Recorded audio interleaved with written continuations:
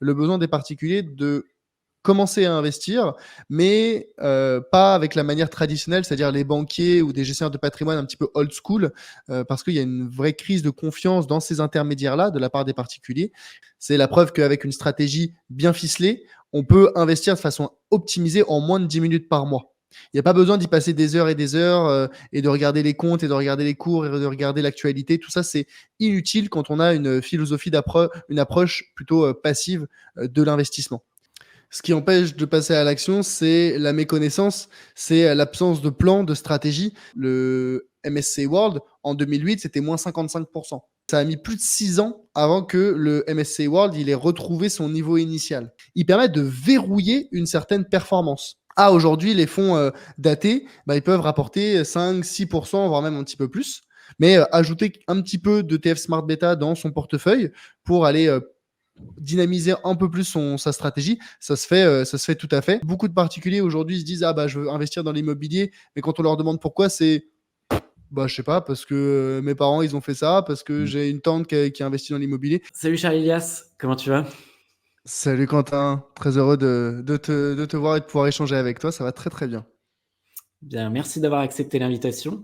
Donc on se retrouve pour un nouvel épisode dans lequel j'invite des personnes en lien avec le monde de la finance et de l'investissement. Donc Charles Elias, toi tu es conseiller en investissement financier, conseiller en gestion de patrimoine et également créateur de contenu sur les réseaux. Est-ce que tu pourrais te présenter pour les personnes qui te découvrent? Tu as déjà donné un peu les trois grandes casquettes principales, mais voilà, pour ceux qui ne me connaissent pas, j'ai un peu cette triple casquette. Je suis conseiller en investissement financier et gestionnaire de patrimoine, donc j'ai un cabinet de gestion de patrimoine et j'accompagne les particuliers qui souhaitent investir et qui souhaitent déléguer la gestion de leurs investissements. Et en parallèle de ça, j'ai un média qui s'appelle Le Grand Bain, qui est un média autour de l'éducation financière et de l'investissement et qui a pour vocation à former, accompagner, éduquer les particuliers qui souhaitent se lancer en autonomie cette fois-ci dans le monde de l'investissement et de la gestion de leurs finances personnelles. Ok, super, très clair. Est-ce qu'on pourrait revenir un petit peu sur comment tu en es arrivé là? Qu'est-ce que tu as pu faire avant et comment est-ce que tu es tombé dans la gestion de patrimoine et l'investissement? Yes.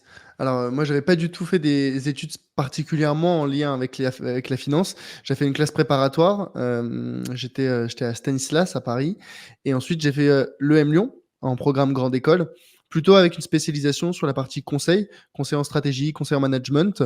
Heu, J'avais un peu suivi la voie par défaut qu'on m'avait recommandée quand on est un bon élève. Après, un bon lycée, j'ai fait une classe prépa. Après une bonne classe prépa, j'ai fait une grande école. Et après la grande école, on me disait si t'es pas certain de ce que tu veux faire, une bonne voie ou en tout cas une voie qui va t'ouvrir le maximum de portes, c'est celle du conseil en stratégie. Et donc, il y avait un peu les deux grandes voies de soit la banque, soit le conseil en strat. J'étais pas encore particulièrement attiré par le secteur de la banque à l'époque. Et donc, je me disais que le conseil en stratégie, c'était très stimulant. Ça allait développer un grand nombre de compétences qui me seraient utiles, peu importe la voie professionnelle que je choisirais de prendre plus tard. Et donc, je suis parti en cabinet de conseil. J'ai travaillé chez Oliver Wyman dès la sortie de mes études en CDI. Donc j'ai commencé, c'était en plein pendant le Covid, donc c'était peut-être pas la meilleure période pour, on va dire, profiter de l'émulation, de la vie de bureau, mais voilà, c'est malheureusement comme ça que je suis rentré dans le cabinet. Et même si j'ai beaucoup appris sur la rigueur, la discipline, sur la capacité de travail que j'avais déjà bien pu acquérir en classe préparatoire, mais que j'avais un petit peu perdu, soyons honnêtes, en grande école, ça m'a un peu remis dans le droit chemin de ce que c'est de beaucoup travailler, d'être très rigoureux dans son travail. Et donc, là-dessus, je suis très reconnaissant de cette expérience pro, mais ça m'a aussi montré ce que je ne voulais pas. Et un grand cabinet de conseil américain, c'est très hiérarchisé, c'est presque un peu pyramidal, on peut le comparer. Les managers, les partenaires, voilà, il y a un système très régulé, très réglementé. Et il y a beaucoup de politique interne. Et c'est vrai que ces jeux de politique interne, ça ne me parlait pas beaucoup. Les méthodes de management aussi, je dis pas que tous les managers ont les mêmes méthodes de management, mais en tout cas, voilà, je suis tombé avec des bons managers, je suis tombé avec des beaucoup moins bons managers, et j'ai vu un petit peu que ce système d'être dépendant et d'un manager qui te dit quoi faire, quand le faire, comment le faire, ça ne me convenait pas. Et donc assez rapidement, je dirais après 12 mois, je me suis dit: «Bon, j'ai envie de faire autre chose», mais j'avais aucune idée de quoi faire. Et donc j'ai commencé un travail d'introspection. J'ai commencé à me poser les questions de ce que j'aime bien faire, ce dans quoi je suis bon et aussi ce dont le monde pourrait avoir besoin, hein, le fameux ikigai. Et c'est en échangeant avec un ami à moi qui s'appelle Julien Song. Julien Song qui avait un parcours un peu similaire dans le sens où il avait fait le Boston Consulting Group, donc un autre cabinet de conseil en stratégie, et qui, lui, s'était lancé en tant qu'indépendant, alors dans une niche assez particulière sur les échecs, il est devenu coach d'échecs, mais il avait fait ce chemin de consultant en cabinet de conseil vers l'indépendance. Et donc, je suis allé vers lui pour lui demander, bah écoute Julien, qu'est-ce que tu me conseillerais de faire? Et en fait, Julien m'a dit, bah écoute, tu devrais publier sur LinkedIn. À l'époque, on parle de ça, c'était en 2022. Ouais, début 2022. Donc je disais: «Mais je comprends pas pourquoi tu me parles de LinkedIn». Moi, pour moi, LinkedIn à l'époque, c'était juste un réseau social où tu cherchais des emplois et tu faisais des annonces d'offres, et des gens qui annonçaient, «Très heureux de vous annoncer que j'ai, rejoint tel cabinet» ou autre. Donc je comprenais pas bien le principe de créer du contenu sur LinkedIn. À l'époque, c'était moins démocratisé qu'aujourd'hui. Et il m'a dit: «Si, si, tu devrais le faire parce que justement, c'est un réseau social qui est en croissance». Et je lui disais: «Et tu pourrais avoir des opportunités comme ça, des idées, soit d'offres d'emploi, soit même, toi, peut-être tu pourrais créer un business». Mais je lui disais: «Mais autour de quoi? Parce que je sais même pas de quoi je parlerais». Il m'a dit: «Bah, c'est quoi tes sujets de prédilection?» Et c'est vrai que ça faisait déjà bien 2 ans, 3 ans que je m'intéressais aux finances perso et à l'investissement, mais à titre purement personnel. J'aimais bien faire mes fichiers Excel, suivre mes dépenses, mes budgets, commencer un petit peu à investir parce qu'en cabinet de conseil, il faut aussi le dire, on gagne très bien sa vie dès la sortie de ses études, hein. À 24 ans, je gagnais déjà plus de 3 000 € par mois et je dépensais pas tous mes revenus. Donc j'avais une bonne capacité d'épargne et je me disais, bah, faut en faire quelque chose. Donc c'est comme ça que j'ai commencé à me former à l'investissement et aux finances personnelles pendant toute la durée de mon CDI. Et quand Julien m'a dit: «Bah, en vrai, toi, tu as des connaissances sur ces sujets et il y a peu de gens qui ont ces connaissances-là, ça pourrait en intéresser certains». Donc j'ai commencé comme ça, à parler de finances personnelles, de budget, de dépenses, un petit peu d'investissement sur, LinkedIn, à faire des posts. J'étais encore en CDI à l'époque et progressivement, après 1 mois, 2 mois, 3 mois à le faire, parce que déjà j'ai pris goût à l'activité, à l'exercice. J'ai des gens que je ne connaissais pas qui ont commencé à me contacter sur LinkedIn, à me dire: «Ah mais Charles, tu as l'air de savoir ce que tu fais, tu as l'air d'avoir des connaissances, est-ce que tu veux pas m'aider à investir?» Et donc là, j'ai identifié un premier besoin qui est le besoin des particuliers de commencer à investir, mais pas avec la manière traditionnelle, c'est-à-dire les banquiers ou des gestionnaires de patrimoine un petit peu old school, parce qu'il y a une vraie crise de confiance dans ces intermédiaires-là de la part des particuliers. Et donc je me suis dit: «Bah non, moi je vais avoir une approche plus transparente, peut-être plus «jeune», hein, entre guillemets». Et donc c'est là où je me suis dit: «Bah, en fait, à force d'avoir ce type de demande», je me suis dit: «Je vais faire ça. Je vais devenir conseiller en investissement». Mais je voulais pas devenir un énième, conseiller, un peu sauvage sur les réseaux, qui a aucune certification, accréditation. Voilà, j'avais fait, un parcours un peu, classique, royal, hein, pour comme certains diraient. Et donc je voulais faire les choses carrées. Donc je me suis dit: «Bah, je vais ouvrir un cabinet de gestion de patrimoine, je vais m'inscrire à l'ORIAS, je vais passer l'examen de l'AMF». Voilà, tous ces sujets qui permettent d'exercer de façon, bah, légale déjà, mais qui apportent aussi une certaine, crédibilité. Crédibilité dont j'avais besoin parce que j'étais personne à l'époque, hein, j'avais pas travaillé en banque, j'avais pas travaillé en cabinet de gestion de patrimoine, j'avais pas fait particulièrement des études en finance. Donc quelle légitimité j'avais à conseiller les particuliers dans la gestion de leurs investissements, si ce n'était ma curiosité personnelle et mes connaissances que j'avais acquis en autodidacte? Donc je fais tout ce parcours un peu administratif et long et lourd de l'accréditation à l'ORIAS, là je m'inscris à la CNCEF, voilà, tout ce parcours-là un petit peu lourd. Et je finis enfin par ouvrir mon cabinet de gestion de patrimoine vers donc ça c'était à la fin d'année 2022. J'avais quitté le cabinet de conseil à l'été 2022 du coup. Donc OK. septembre à décembre, j'étais vraiment juste dans la phase administrative. Et début 2023, bah, j'avais déjà un gros back catalogue de clients qui attendaient pour que je puisse, entre guillemets, «traiter leurs dossiers», que j'avais acquis du coup depuis mai 2022, hein. Donc ça faisait bien 6 mois que je publiais. J'avais toujours dit aux gens: «Attendez, je passe mes certifications et après on peut commencer». Et donc début 2023, bah, j'ai commencé avec déjà bien une dizaine, quinzaine de clients qui étaient en stand-by pour qu'on puisse commencer à travailler ensemble. Donc ça m'a permis de bien commencer sur les bonnes rails avec une bonne dynamique, l'activité de gestion de patrimoine. Et en parallèle de ça, bah, en plus de faire des posts LinkedIn pendant toute la période administrative qui était très longue et très lourde et assez chiante, faut le dire, fin 2022. Moi, j'avais cette envie de créer du contenu parce que LinkedIn, c'était très bien, mais c'était un médium assez contraignant dans le format. C'est juste des posts. Alors, tu peux faire des vidéos, tu peux faire des carousels, mais c'est quand même assez contraignant. Et donc, en parallèle, j'ai lancé le podcast et la newsletter qui s'appelle donc Le Grand Bain. Ça venait de là. Et en fait, à créer ce contenu supplémentaire, moi, ça me renforçait un peu ma conviction sur le fait que je pouvais aider les personnes. Mais surtout, je commençais à avoir des feedbacks différents de ceux que j'avais sur LinkedIn. Sur LinkedIn, j'avais beaucoup de personnes qui voulaient déléguer la gestion de leurs investissements. Mais sur la newsletter et le podcast, les gens qui me contactaient à la suite d'avoir consommé mon contenu, c'était des personnes qui me disaient: écoute, Charlie, c'est top ce que tu fais, ça m'intéresse vachement. Moi, je voudrais investir, mais je veux pas que tu le fasses pour moi. Je veux pas déléguer. Moi, je veux que tu m'apprennes à faire ce que toi tu fais. Et donc là, j'ai identifié un second besoin qui est le besoin de formation, le besoin d'autonomie.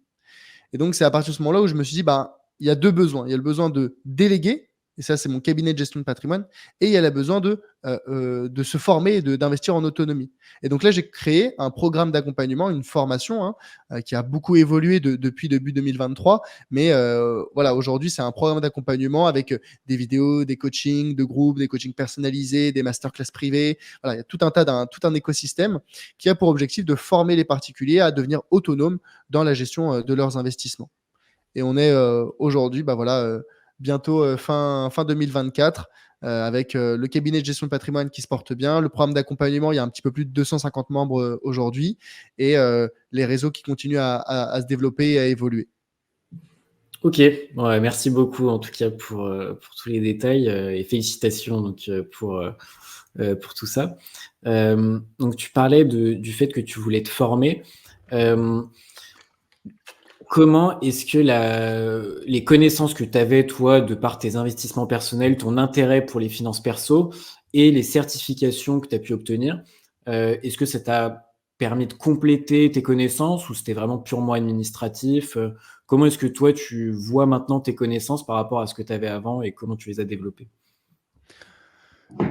Les certifications, l'examen de l'AMF, voilà, tous ces sujets-là, la formation CIF et compagnie, ça apporte un certain vernis académique qui est toujours utile pour renforcer un peu sa conviction et sa légitimité personnelle, la légitimité qu'on pense avoir. Il y a deux types de légitimité. Il y a la légitimité que les clients que pensent avoir envers nous, et nous, celle qu'on pense avoir envers nous-mêmes. Et donc, se dire, voilà, j'ai ce vernis académique, ça permet d'être plus confiant dans les rendez-vous clients, dans les prospects ou même dans les contenus qu'on va pouvoir produire.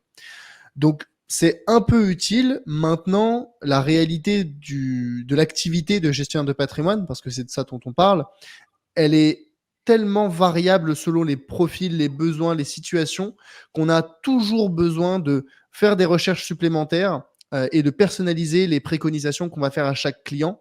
Et donc, même si c'est utile d'avoir ce vernis, c'était, on va dire, c'était pas superficiel, mais c'était plus en complément. La réalité du terrain, c'est derrière, en fait, chaque client est différent. Et pour chaque client, on a besoin de faire de nouvelles recherches et de se renseigner sur certaines particularités. Parce que déjà, la loi, elle évolue. Parce que les produits, ils évoluent. Il y a des nouveaux produits tout le temps. Il y a des nouveaux contrats tout le temps. Donc, voilà. Ce vernis académique, c'est pour se rassurer. Mais derrière, c'est pas ça qui fait la réalité du terrain. Ok, très clair. Et donc, tu menntionnais avoir deux types de clients, les clients qui souhaitent déléguer et ceux qui souhaitent apprendre à investir par eux-mêmes. Comment est-ce que tu as un profil type de personnes? Quelles sont les caractéristiques un peu des personnes qui souhaitent déléguer par rapport à celles qui souhaitent investir par elles-mêmes? Honnêtement, il y a pas, enfin, il y a des profils évidemment, mais le critère numéro un, je pense, c'est la curiosité et l'intérêt pour l'investissement et les finances perso. C'est le numéro un. Parce que le sujet de dire c'est des gens qui ont pas le temps, même il y a des personnes qui veulent se former pour investir en autonomie et qui n'ont pas non plus beaucoup de temps. Et c'est tout l'intérêt de ma vision de l'investissement et de ce que moi j'enseigne et ce que je transmets dans mes contenus à travers le grand bain, c'est notamment la philosophie de la gestion passive. C'est la preuve qu'avec une stratégie bien ficelée, on peut investir de façon optimisée en moins de 10 minutes par mois. Il n'y a pas besoin d'y passer des heures et des heures et de regarder les comptes et de regarder les cours et de regarder l'actualité. Tout ça, c'est inutile quand on a une philosophie une approche plutôt passive de l'investissement.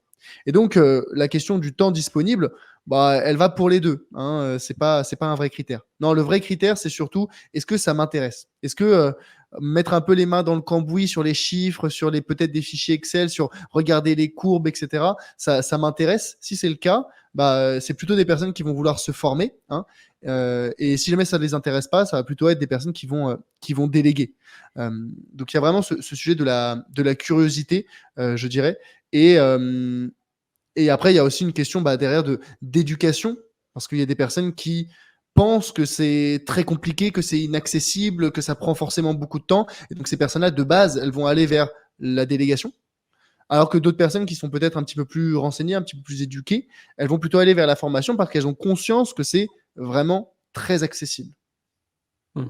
Et donc ça t'arrive parfois d'avoir quelqu'un qui, par peur, par manque de connaissances, souhaite initialement déléguer la totalité de ses investissements et peut-être en discutant avec toi, se dire: «Ah bah, en fait, la connaissance, elle est accessible, pourquoi pas me former moi-même pour, investir, par moi-même?» C'est déjà arrivé, c'est déjà arrivé. Il y a comment dire? C'est assez, poreux, hein, ces 2 univers, et l'un peut aller vers l'autre dans les 2 sens. Typiquement, j'ai des personnes que j'ai formées à l'investissement et qui sont autonomes, mais que je récupère aussi en gestion de patrimoine pour des problématiques qui nécessitent un gestionnaire de patrimoine dans tous les cas. Je sais pas, par exemple, du Girardin industriel pour de la défiscalisation, de l'investissement à crédit en SCPI. Tous ces sujets-là, ça nécessite de passer par un gestionnaire de patrimoine, et donc j'ai des personnes que j'ai formées, que j'ai aussi dans le cabinet de gestion de patrimoine, et inversement, il y a des personnes qui effectivement, voulaient déléguer initialement et puis en fait se sont dit: «Mais c'est vachement intéressant, est-ce que tu peux pas, m'expliquer comment devenir, autonome?» Donc il y a effectivement, des on va dire de la porosité entre ces 2 univers. OK, ouais, c'est intéressant. Bah, on peut peut-être revenir un peu en détail dans ton activité de gestionnaire de patrimoine.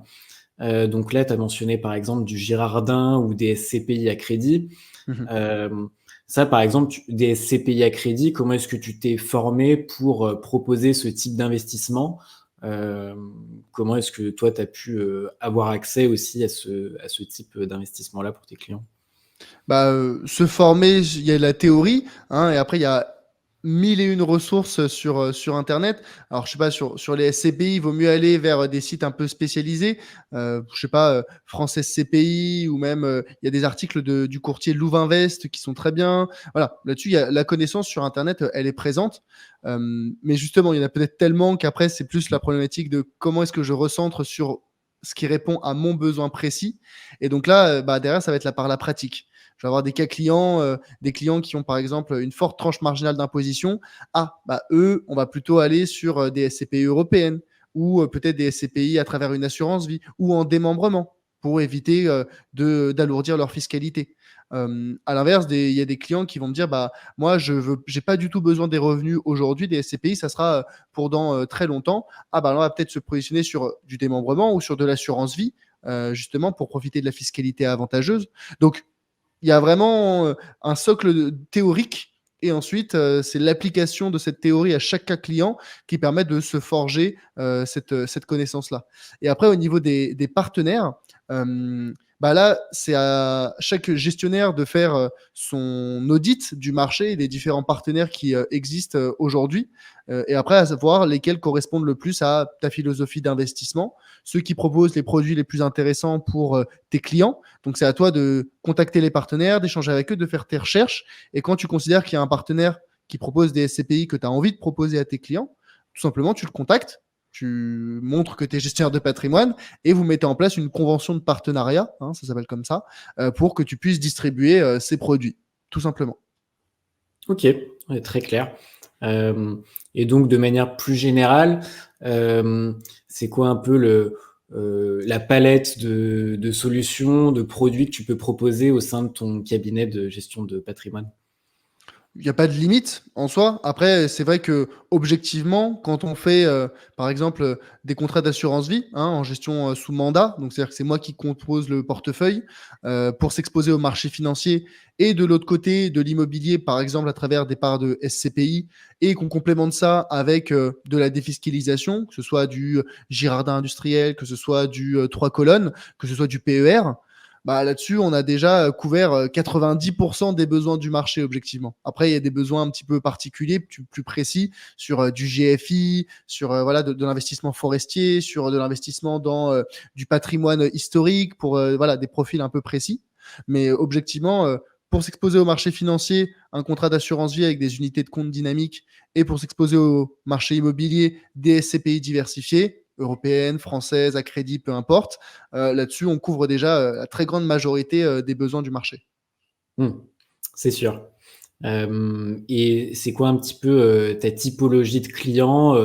C'est plutôt, des salariés, des entrepreneurs, des personnes avec un horizon d'investissement assez loin dans le temps? Est-ce que tu as, un profil qui ressort, dans ceux que tu peux avoir? J'attire plutôt des personnes qui me ressemblent, à minima dans la philosophie de vie, philosophie de travail. Et donc, j'ai pas mal de salariés, mais j'ai aussi beaucoup d'entrepreneurs parce que ça m'arrive dans mes contenus, que ce soit sur la newsletter, le podcast et même LinkedIn, de parler d'entrepreneuriat parce que c'est aussi un sujet qui me passionne. Et donc, mécaniquement, je vais attirer des entrepreneurs qui sont un peu alignés avec ma philosophie entrepreneuriales et qui ont un besoin sur la partie investissement. Donc là-dessus, j'ai vraiment des deux. OK, très clair. Et tu mets en place des, par exemple une assistance juridique avec, une optimisation de la structure pour un entrepreneur, ou c'est vraiment purement de l'investissement, que tu vas proposer à travers ton cabinet? Alors attention, j'ai pas la CJA, hein, la compétence juridique, donc il y a certaines choses que je ne peux pas faire et pour lesquelles je dois déléguer, par exemple, à un avocat fiscaliste, Mmh. ou autre. Mais sinon, on peut parler tout à fait d'optimisation de la rémunération. Qu'est-ce que je vais me verser Mmh. en dividende? Qu'est-ce que je vais me verser en salaire? Quelle est la forme juridique la plus associée sur, la SASU, la SARL? Voilà, Mmh. là-dessus, on peut tout à fait parler de ce sujet. Est-ce qu'il y a des montages d'optimisation à faire selon pour des entrepreneurs avec une holding, des régimes mère-fille? Donc, ouais, on peut tout à fait parler de ce type de sujet. OK, super. Bah, écoute, je te propose qu'on revienne un peu sur, ta philosophie, d'investissement. Donc tu en as parlé déjà, un petit peu tout à l'heure, le fait que ce soit quelque chose de passif, de simple à mettre en place. Donc on a parlé un petit peu aussi des classes d'actifs, que tu recommandais. Est-ce qu'on peut revenir par exemple, pour commencer sur la bourse? Donc tu parlais d'ETF. Mmh. Qu'est-ce que tu mets en place? Qu'est-ce que toi tu préconises, à tes clients, et pourquoi? Ouais. Pour la partie marché financier, il y a 2 grandes approches. On a l'approche, active et il y a l'approche passive. Il y a même la troisième approche qui est l'approche, pilotée, hein, en gestion pilotée. Hem, la gestion pilotée, c'est vraiment pour les personnes qui n'y connaissent rien et ne veulent rien y connaître, et c'est voilà s'il y a des personnes, hein, il y a une certaine cible pour, il y a un marché pour ce type de produit. Voilà. Moi, je le recommande pas particulièrement parce que j'ai fait mes recherches, j'ai étudié beaucoup les performances des contrats en gestion pilotée et c'est inférieur à ce qu'on peut obtenir avec de la gestion passive qui demande pourtant pas beaucoup plus de gestion. Et en plus, il y a des frais associés qui, mécaniquement viennent rogner la performance. Donc bon, c'est pour une certaine typologie de personnes, mais je considère que généralement, on peut assez facilement se diriger vers de la gestion passive et obtenir des performances bien meilleures. Voilà. Les 2 autres typologies, c'est donc passive et active. Active, c'est encore une fois très précis, c'est pour des personnes qui sont très intéressées par ce sujet, qui ont une appétence pour, le risque forte et qui ont des connaissances et des compétences associées à la gestion active. La gestion active, hein, on va parler de stock picking, donc sélectionner les entreprises individuelles dans lesquelles investir, éventuellement du market timing, savoir quand acheter, quand revendre. Il faut savoir lire des bilans, des comptes de résultats, analyser les entreprises, calculer des ratios. Donc c'est un univers particulier. Ça convient à certaines personnes. Il y a des personnes qui sont super intéressées par ça et qui sont très bonnes là-dedans. Et malheureusement, il y a beaucoup de personnes qui sont intéressées par ça, mais qui sont très mauvaises là-dedans. Et donc, les résultats, in fine, de la gestion active, ils sont globalement assez mauvais parce qu'il y a beaucoup de personnes qui se disent: ah ouais, ouais, moi, je vais faire du market timing, je vais faire savoir quand acheter, quand revendre, je vais faire du trading. Les résultats, in fine, c'est généralement catastrophique. Euh, il y a des études de l'autorité des marchés financiers qui le montrent, hein, que chaque année, les particuliers qui s'essayent au trading sont à près de 90% perdants, d'accord? Parce qu'ils y connaissent pas suffisamment, hein. C'est possible de gagner avec de la gestion active, avec du trading, mais ça demande énormément de temps, énormément de compétences, et c'est intrinsèquement très risqué. Donc, pour moi, la gestion active, c'est vraiment pour une part très précise de la population, alors que beaucoup de personnes pensent qu'il faut, entre guillemets, commencer par ça. La troisième et la dernière voie, c'est pour moi la meilleure et surtout la plus accessible, euh, après la gestion pilotée qui, bon, voilà, est un peu à part, c'est la gestion passive. Et la gestion passive, la philosophie de la gestion passive, c'est de construire une stratégie d'investissement qui est diversifiée, qui est performante, c'est-à-dire que on va aller chercher les rendements moyens des différentes classes d'actifs, autour des 8% pour les marchés actions, autour des 5% pour le marché de l'immobilier, et dont la gestion de nos investissements, va nous demander le moins de temps possible. Je dis souvent moins de 10 minutes par mois, c'est en réalité même beaucoup moins. D'accord. Mais si je disais 1 minute par mois, je pense que les gens me croiraient même pas. La réalité, c'est ça. Moi, à titre personnel, la gestion de mes investissements, ça me demande moins de 5 minutes par mois, très largement. Et donc, pour appliquer cette philosophie de gestion passive, bah, on utilise des produits, hein, notamment pour la partie marché financier, tu l'as dit plutôt, des ETF, hein, ETF actions. Un ETF, c'est quoi? C'est un panier d'actions qui va chercher à reproduire la performance moyenne des entreprises du panier. Et pour la partie immobilière, bah, là-dessus, c'est libre à chacun. Il faut en finir avec ce mythe de la gestion immobilière. Enfin, l'immobilier, c'est passif. L'immobilier, c'est tout sauf passif. En tout cas, l'immobilier en direct, c'est-à-dire quand on achète un appartement, un immeuble de rapport et que on met des locataires dedans. Les contraintes de la gestion locative sont très souvent sous-estimées par les particuliers. Et la plupart, soit ils se disent, bah, en fait, c'est trop galère, je vais déléguer la gestion à une agence, chose qui est possible, mais qui vient mécaniquement très fortement rogner le rendement, la rentabilité de l'opération. Et donc, en fait, les particuliers se retrouvent avec un immeuble de rapport ou un appartement dont la rentabilité, le TRI, hein, comme on dit, va être extrêmement faible, à peut-être 3%. Et en fait, ils auraient mieux fait de mettre leur argent sur un livret ou sur du fonds euro, quoi. C'est un peu, ça dégoûte un petit peu. L'autre produit que moi je préconise plutôt et dont on a parlé plus tôt, c'est les SCPI qui sont un peu comme les ETF de l'immobilier. Moi, j'aime bien les appeler comme ça. Où en fait, une SCPI, c'est tout simplement une société de gestion qui va acheter un parc immobilier. Ça peut être des commerces, des logements, des bureaux, qui va les mettre en location. Ça va donc générer des loyers. Et vous, en tant que particulier, vous pouvez acheter des parts de cette SCPI et vous allez percevoir un pourcentage des loyers proportionnel à votre investissement. Et donc, ça permet de générer des revenus locatifs, de s'exposer au marché immobilier sans les contraintes de la gestion locative. Parce que tout ce qui est trouver les locataires, changer les locataires, faire des travaux, quand il y a des sinistres, tout ça, c'est la société de gestion qui s'en occupe. Nous, en tant que particulier, on a juste à acheter nos parts de SCPI et on perçoit nos loyers chaque mois, chaque trimestre, voilà, selon les SCPI. Et donc, la gestion passive, c'est ça, c'est avoir un portefeuille plutôt passif avec des ETF, actions, et avoir un portefeuille de SCPI plutôt passif pour la partie immobilier. Mmh. Bah, merci, c'est très clair en tout cas. Si on rentre un petit peu plus dans le détail, côté bourse et ETF, admettons, on a un particulier qui, est convaincu que la gestion passive est ce qui lui correspond. Il souhaite investir via des ETF. Mmh. Comment est-ce qu'il s'y prend? Quelle enveloppe il doit ouvrir? On parle de diversification. Quel type de diversification est-ce qu'il doit rechercher, en termes d'ETF? Qu'est-ce que tu lui, dirais, par exemple? Mmh.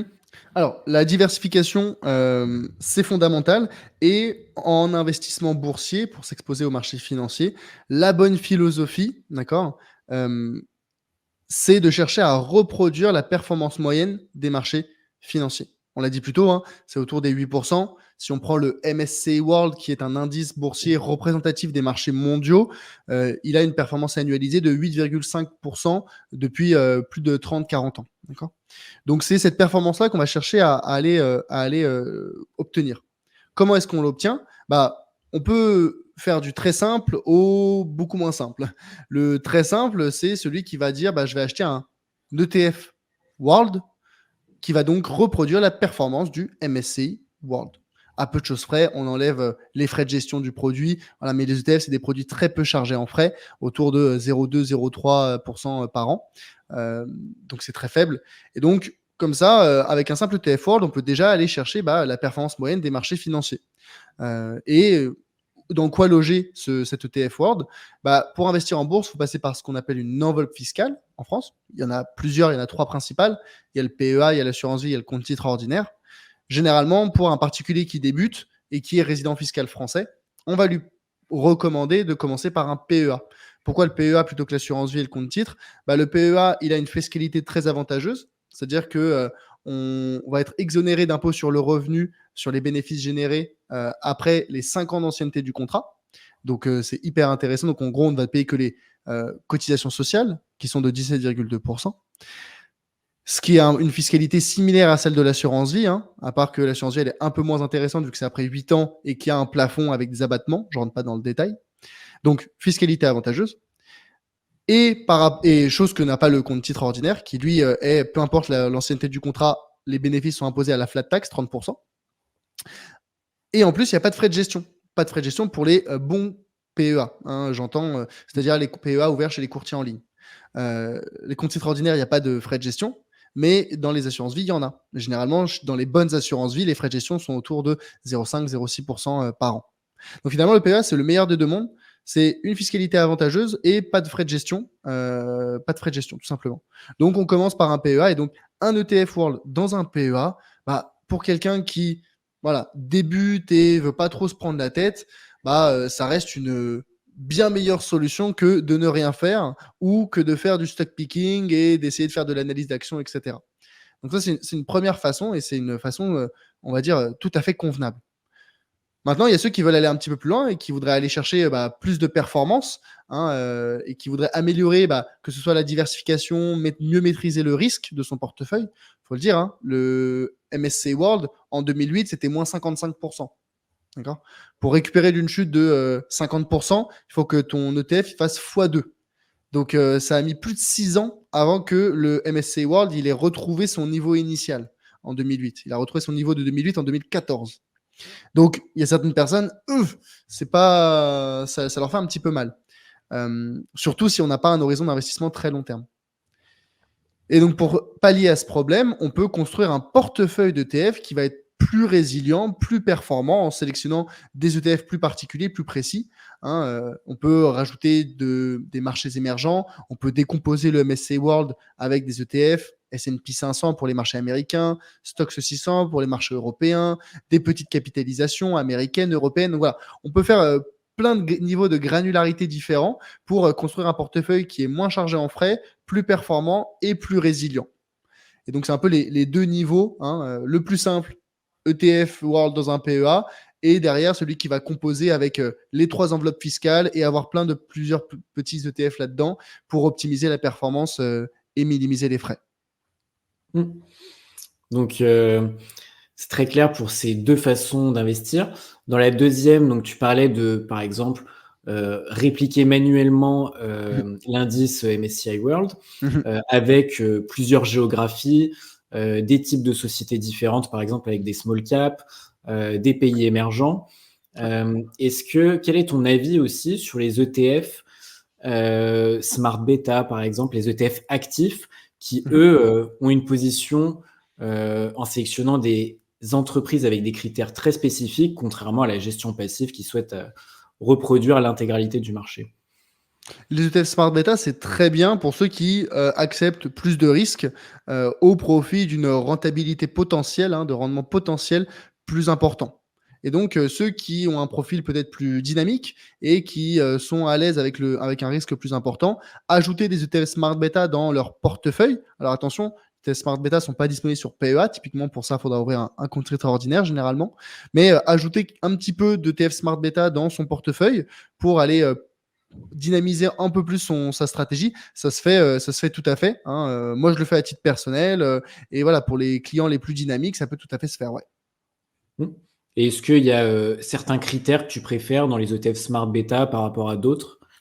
Alors, moi, je préfère rien. Moi, je regarde les données et je vois ce qui a le mieux performé ces dernières années en ayant en tête que les performances passées ne présagent pas des performances futures. Mais voilà, il faut bien partir d'une base. Hein. Si on considère que tout ce qui s'est passé hier n'a aucune valeur, bah, on ne peut pas essayer de construire quelque chose de rationnel par rapport à l'avenir. Ceci étant dit, les deux critères parce qu'il y en a un certain nombre, enfin, les facteurs smart beta, pardon, il y en a, je sais plus, 7, 8. Surtout les facteurs smart beta, les deux qui ont le mieux performé ces dernières années, c'est le momentum et le quality. Momentum, c'est quoi? C'est la philosophie de dire on va donner dans l'ETF, dans le panier, plus de poids aux entreprises qui ont le mieux performé ces 12 derniers mois. Donc, plus une entreprise a performé ces 12 derniers mois, plus elle va avoir de poids dans le portefeuille. Euh, à l'inverse, le quality, on va donner plus de poids aux entreprises qui sont gérées de façon qualitative. Alors, qu'est-ce que ça veut dire? Ça veut dire des entreprises qui ont un faible taux d'endettement, qui ont un chiffre d'affaires en croissance, des bénéfices en croissance, qui n'ont pas connu de scandale au niveau social et de la gouvernance de ces dernières années. Donc, voilà, c'est une entreprise qu'on va qualifier plutôt de saine. Hein, il y a différents critères pour qualifier cette, ce facteur. Et voilà, les ETF Momentum et les ETF Quality, ces dernières années, ils ont fait mieux qu'un ETF World classique. Mmh. Ok. Donc tu parlais un peu plus tôt de se protéger contre les potentielles baisses du MSCI World, donc de moins 55% en 2008. Il y a une classe d'actifs aussi qui est très appréciée par les investisseurs, c'est les obligations. Mhm. Est-ce que toi, à titre personnel, professionnel, tu recommandes cette classe d'actifs et comment est-ce que tu l'intègres dans des portefeuilles? Ouais. Alors, il faut avoir en tête que les obligations n'ont pas un objectif de performance par rapport aux actions, mais plus un objectif de réduction de la volatilité. Alors, ça ne veut pas dire qu'on doit choisir les pires obligations du monde, qui sont d'ailleurs plutôt européennes pour la plupart, qui vont avoir des performances très faibles et aucune volatilité. Non, nous, ce qu'on va chercher, c'est plutôt des obligations et même des fonds obligataires, je vais m'expliquer juste après, qui ont une bonne performance, hein, pas une performance trop faible, mais qui en plus vont avoir une volatilité qui est négativement corrélée aux actions. Ça veut dire quoi? Ça veut dire qu'on va chercher des obligations qui, lorsque les actions baissent, ces obligations-là montent. Ça permet d'apporter une certaine stabilité au global dans notre portefeuille. Pour s'exposer aux obligations, il y a un peu trois grandes façons. Il y a les obligations en direct, acheter des obligations d'entreprise ou d'État. Il y a les ETF obligataires, qui sont un peu comme des ETF actions, mais au lieu que ce soit des paniers d'actions, bah, c'est des paniers d'obligations. Et enfin, il y a les fonds datés, des fonds obligataires datés à échéance. Acheter des obligations en direct, c'est très peu recommandé, déjà parce que c'est un peu comme faire du stock picking, mais c'est on va dire, du bond picking. Hein, on concentre son risque sur un État ou sur une entreprise, et il y a beaucoup de ces obligations-là qui ne sont pas disponibles pour les particuliers. Donc finalement, acheter des obligations en direct, c'est pas recommandé du tout.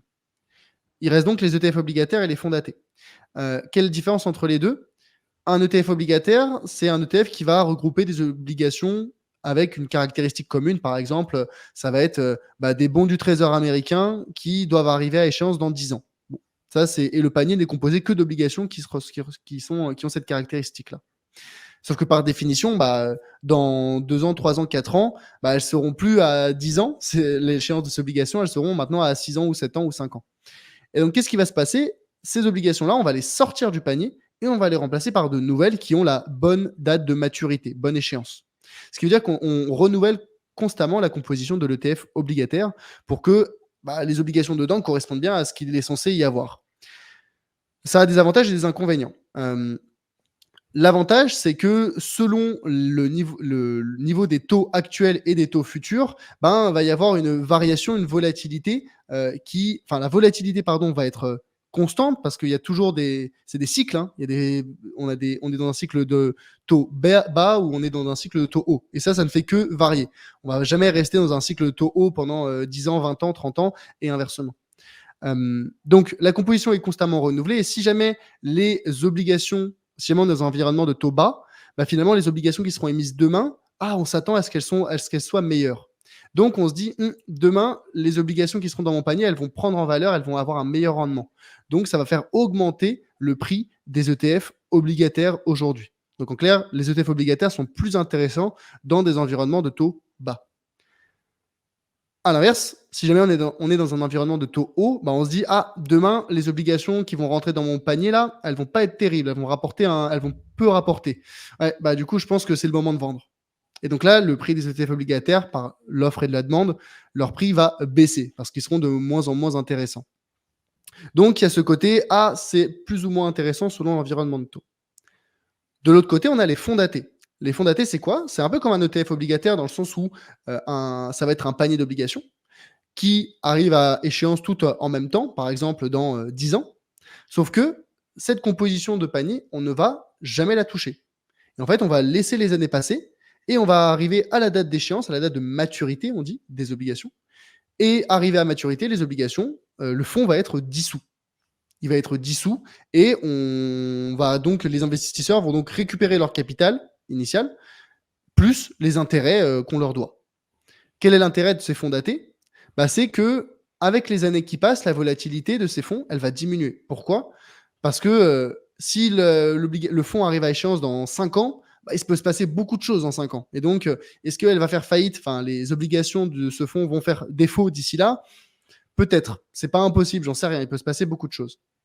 À l'inverse, si jamais le fonds et les obligations du fonds arrivent à échéance demain matin et que le fonds a toujours pas fait défaut aujourd'hui, bon, la probabilité qu'elle fasse défaut dans la nuit, voilà, c'est quand même très très faible.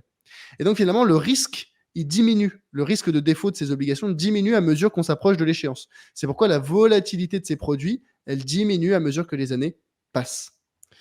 Et donc, quand on est dans un environnement de taux élevés, comme on est d'ailleurs aujourd'hui, finalement, ces fonds datés qui sont créés chaque année, voire même tous les mois, mais voilà, il y a des nouveaux fonds qui sont créés, ils permettent de verrouiller une certaine performance. Aujourd'hui, les fonds datés, ils peuvent rapporter 5-6%, voire même un petit peu plus. Et donc, quand on achète ces fonds datés là aujourd'hui, on verrouille entre guillemets cette performance, en espérant qu'elle ne fasse pas défaut d'ici là. À l'inverse, si on est dans un environnement de taux bas, ces fonds datés, on va verrouiller une performance, mais qui est pas bonne, ou en tout cas qui est pas très intéressante. Et donc, ça montre que si on est dans un environnement de taux haut, qu'on est aujourd'hui, il faut plutôt, en tout cas moi c'est ce que je recommande, prioriser les fonds datés, parce que ça permet de verrouiller une performance intéressante, importante pour les 3, 5, 10 prochaines années. À l'inverse, si on est dans un environnement de taux faible, je recommande plutôt les ETF obligataires qui se disent bon, demain, ça ira mieux et donc ça devient plus intéressant d'acheter les ETF obligataires aujourd'hui quand ils coûtent pas trop cher. Voilà. Ouais. Après, en soi, un ETF obligataire en période de taux haut, tu verrouilles aussi un rendement, parce que si les taux diminuent, mécaniquement, les prix des obligations que tu as en portefeuille vont augmenter. Mais elles vont sortir de l'ETF obligataire, c'est bien ça le problème. C'est qu'elles vont Oui, en sortir fait, il et que faut ton arbitrer à la fin du coup une fois donc que tu tu peux arrives. faire du market timing. Ouais. Ça demande une Et gestion un peu plus active, ça c'est demande sûr. une gestion plus active et il faut toujours avoir en tête que ça, tu pas le seul à te l'être dit. Tous les investisseurs au monde se le disent. Donc en fait, il faut se le dire avant les autres. Et donc en fait, tu es constamment dans une course de qui va y penser en premier pour faire le move avant que les autres le fassent et ça marche pas. Ça ne marche pas. Donc toi, ouais, tu es plutôt orienté fonds datés en ce moment pour En ce verrouiller des moment, ouais. rendements. En ce moment, il y a des fonds datés avec des obligations de très bonne qualité, c'est-à-dire tu vois des double B, triple B, triple B+, qui ont des rendements à maturité de 5-6%, voire même 7% pour certaines. Hmm. Ok. Et il y a une autre alternative pour investir dans des obligations avec le fonds euro qui permet de garantir le capital Mhm. jusqu'à 100%. Donc, généralement, ce genre de produit est investi majoritairement en obligations. Mhm. Pour toi, quels sont les avantages et inconvénients par rapport à détenir des obligations, soit via des ETF obligataires ou des fonds datés? L'avantage de pas passer par du fonds euro, c'est qu'on choisit soi-même les obligations. Donc on peut en choisir de bonne qualité, de moins bonne qualité, risqué, pas risqué, rendement haut, rendement bas. Donc voilà, on fait un peu sa cambouis. Quand on passe par du fonds euro, en fait, on va déléguer cette gestion et on le voit bien, hein, le fonds euro, c'est pas un produit qui a un objectif de performance et de rendement, hein. Là, les fonds euros en 2024, ils vont rapporter quoi? Peut-être 3% dans ces eaux-là. Donc c'est pas des produits qui vont chercher de la performance. Le capital, il est garanti, oui, mais à hauteur de 70 000 euros. D'accord. Donc, déjà, c'est pas forcément la totalité du capital pour certaines personnes. Et pour moi, le fonds euro, c'est majoritairement un produit pour voilà, sécuriser du capital à court, moyen terme qu'on compte utiliser plus tard pour un apport pour un projet d'achat immobilier, par exemple, ce genre de choses. Mais voilà, les obligations qui sont dans les fonds euros, c'est pas des très bonnes obligations, hein, et c'est plus une question de je veux pas perdre d'argent, mais en contrepartie, j'accepte de pas trop en gagner non plus. Mmh. Donc toi, tes préconisations, c'est vraiment de l'utiliser pour, sécuriser, de l'épargne dont on aura besoin, mais à long terme, tu t'orienterais plutôt vers, de l'obligataire plus classique, pour générer du rendement, dans une stratégie globale et diversifiée. C'est ça, pour maîtriser la volatilité tout en apportant un petit peu de rendement. OK, bon super, très clair. Hem, Immobilier, on en a un petit peu parlé, sur les avantages, inconvénients de la détention, en physique et les SCPI. Toi, à titre personnel, est-ce que tu as investi dans l'immobilier de manière physique ou vraiment, tu cherches de la passivité, à 100 et tu ne fais que des SCPI? Je suis propriétaire de ma résidence principale, mais mon immobilier locatif, il est à 100 en SCPI aujourd'hui. OK. OK, très clair et dans les, clients que tu accompagnes, hem, c'est quoi un petit peu les tendances qui se dégagent? Est-ce que, tu as l'impression que de plus en plus de personnes veulent éviter l'immobilier, notamment locatif, en dehors de résidence principale, et sont très intéressés par les SCPI? Ou ça dépend vraiment des profils? Qu'est-ce que tu as toi comme son de cloche de ton côté? Non, en France, on aime encore beaucoup l'immobilier, beaucoup trop presque, j'ai envie de dire, parce que les gens ne réalisent pas, encore une fois, les contraintes de la gestion locative ou même les contraintes d'être propriétaire de sa résidence principale. Les gens ne se rendent pas compte, mais quand on est locataire, bah, le prix maximum qu'on paye, bah, c'est son loyer, alors que quand on est propriétaire, le prix minimum qu'on paye, bah, c'est le crédit et que derrière, il y a Mmh. toutes les charges, taxes foncières, les travaux, voilà, c'est beaucoup plus coûteux, hein, donc faut vraiment pas l'oublier. Et donc beaucoup de particuliers aujourd'hui se disent: «Ah bah, je veux investir dans l'immobilier», mais quand on leur demande pourquoi, c'est: «Bah, je sais pas, parce que, mes parents, ils ont fait ça, parce que Mmh. j'ai une tante qui a investi dans l'immobilier». C'est plus une question culturelle, c'est plus une habitude culturelle des Français d'investir dans la pierre, alors que quand on leur explique concrètement ce que ça implique, ils disent: «Ah, ouais, en fait, ça m'intéresse pas tant que ça, quoi».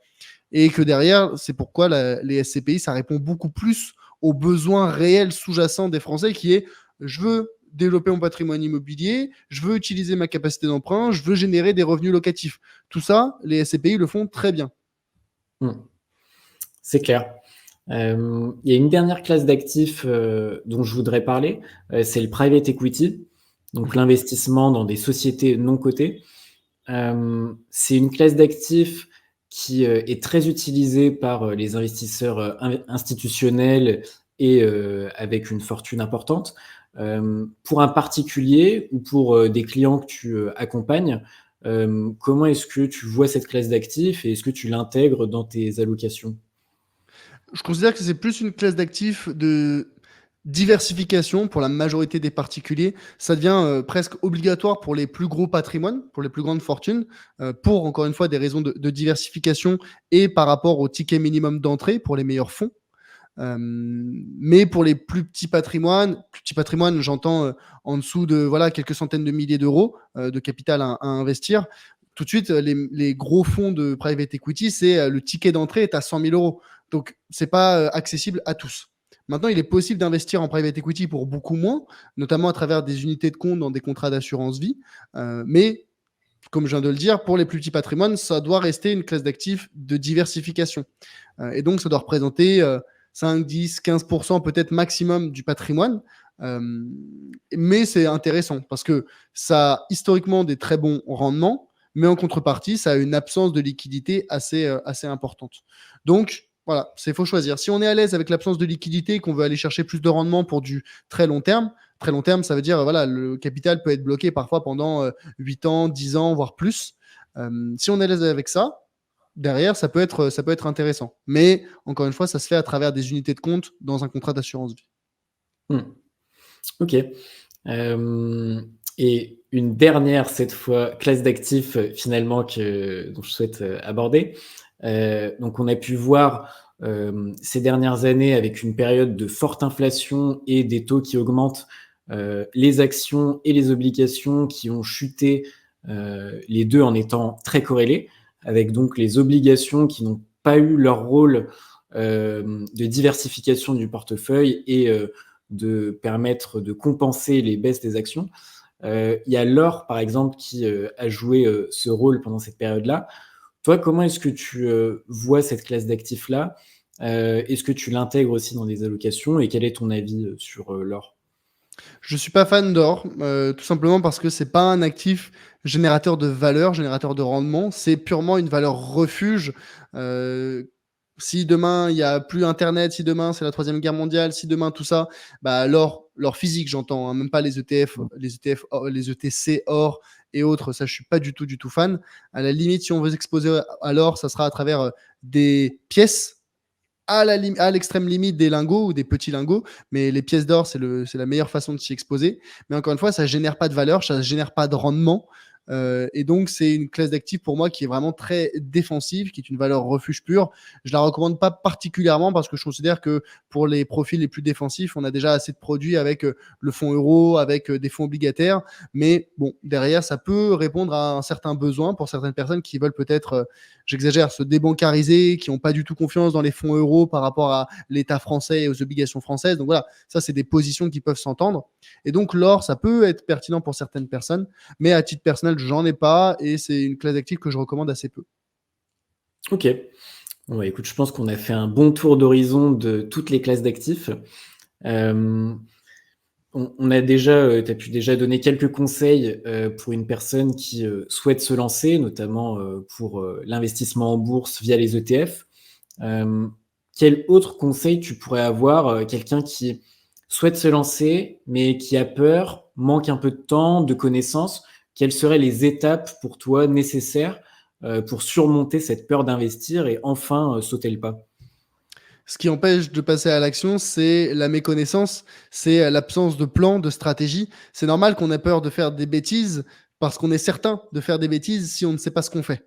Et donc, la meilleure façon de briser cette peur, bah, c'est de renforcer ses connaissances, c'est de se former, c'est d'écouter des podcasts, de lire des newsletters, c'est de regarder des vidéos sur YouTube éventuellement. Là-dessus, il y a tellement de contenu sur Internet. Alors évidemment, c'est aussi le revers de la pièce, c'est de se dire, ouais, mais comment je distingue le bon contenu du mauvais contenu? Moi, ce que je recommande, c'est d'aller vers des créateurs de contenu qui sont certifiés par l'autorité des marchés financiers, qui sont éventuellement aussi gestionnaires de patrimoine. Voilà, moi, je le suis, mais je ne suis pas le seul créateur qui ait cette double casquette. Donc, on est des personnes qui, entre guillemets, mettons en jeu notre réputation et nos accréditations réglementaires quand on parle de ces sujets-là sur les réseaux. Et donc, voilà, je me dirigerai plutôt vers ce type de profil-là pour obtenir des connaissances et des informations plutôt que de me renseigner, plutôt que de regarder, je sais pas, des TikTok ou autres de personnes qui n'ont aucune légitimité à parler de ces sujets-là. C'est sûr qu'il y a beaucoup d'informations et ça peut être compliqué quand on n'a pas les connaissances de distinguer les bons créateurs de contenu des mauvais. Euh, mais c'est sûr que c'est ce qui permet vraiment de sauter le pas. Euh, et toi, d'un point de vue plus personnel, donc tu as maintenant ta casquette de conseiller en investissement financier, gestionnaire de patrimoine, avec ta partie formation, ta partie gestion de patrimoine. Quels sont tes objectifs à l'avenir? Comment est-ce que tu te vois évoluer dans ton activité?